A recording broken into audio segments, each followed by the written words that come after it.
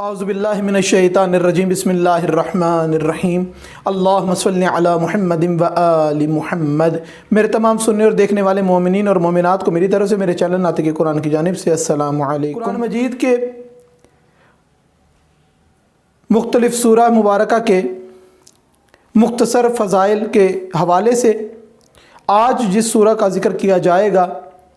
اور ترتیب کے حوالے سے جس سورہ کی باری آتی ہے اس سورہ کا نام ہے سورہ انفال۔ اس سورہ کو سورہ بدر بھی کہا جاتا ہے، اس سورہ کو سورہ جہاد بھی کہا جاتا ہے، اس سورہ کو سورہ قرینتین بھی کہا جاتا ہے۔ معصوم علیہ السلام نے اس کے بارے میں بے انتہا اس کی فضیلت بیان کی اور کس مقام پر اس سورت کو پڑھنے کا کیا فائدہ ہے۔ معصوم علیہ السلام کے ارشادات میں سے مختصر سا ایک بیان اس سورہ کے بارے میں آپ کے پیش خدمت ہے۔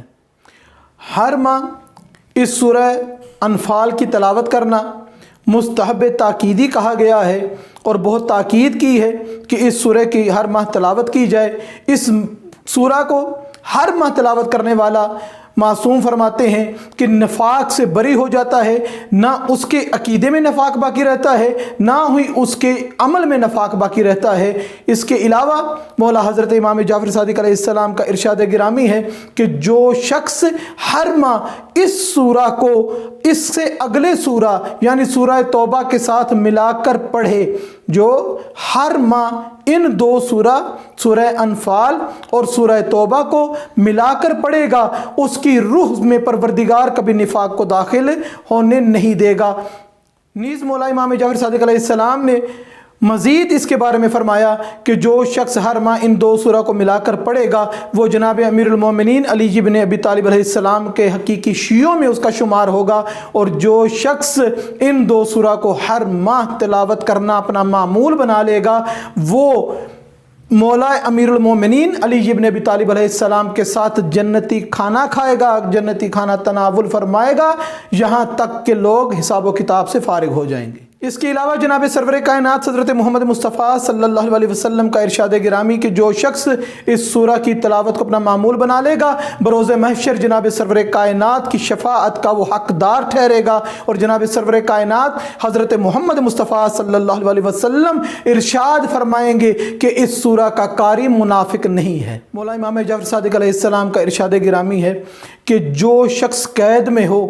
قید سے رہائی چاہتا ہو، اس شخص کو چاہیے کہ سورہ انفال کی 7 مرتبہ تلاوت کرے، پروردگار اس بے گناہ قیدی کو رہائی کی خبر عطا فرمائے گا۔ اس کے علاوہ اگر ظالم حاکم کے سامنے پیش ہونا ہو تو یہ چاہیے کہ سورہ کو لکھ کر اپنے گلے میں باندھ لے، اپنے گلے میں لٹکا لے، تعویذ بنا کر اپنے پاس رکھ لے، تو جب بھی حاکم کے سامنے جس خواہش کے لیے جائے گا، جس مقصد کے لیے جائے گا، اس کے پاس حاکم سے بات کرنے کی دلیل بھی موجود ہوگی، اور جو بات کرے گا وہ اس کے سامنے ڈٹ کر کھڑے ہو کر بات کرنے کے قابل ہوگا۔ اور اگر کوئی شخص یہ چاہے کہ پروردگار مجھے ہر معاملے میں کامیابی و کامرانی عطا فرمائے، معصوم فرماتے ہیں کہ اگر کوئی شخص ہر رات سونے سے پہلے اس سورہ کی تلاوت کر کے سوئے، اگر خود نہیں کرتا تو اس پر کوئی پڑھ دے، خود نہیں پڑھتا دوسرا کوئی سورہ انفال کو اس پہ پڑھ دے، یا یہ شخص سورہ انفال کو لکھ کر اپنے پاس رکھ لے، تو اس کو پروردگار ہر معاملے میں کامیابی اور کامرانی عطا فرمائے گا، اور بروز محشر ایسے شخص کا حساب و کتاب نہیں لیا جائے گا۔ معصوم فرماتے ہیں کہ جو شخص قرض کی ادائیگی چاہتا ہے اس سورہ کو پڑھنا اپنا معمول بنا لے، پروردگار اس کے قرض سے اس کو نجات عطا فرمائے گا۔ اس کے علاوہ معصوم فرماتے ہیں کہ جو شخص سورہ انفال کی آیت نمبر 10 کو 27 رمضان میں اس کے ترجمے اور مفہوم پہ غور کرتے ہوئے پروردگار کی ذات پہ مکمل اور کامل یقین کے ساتھ،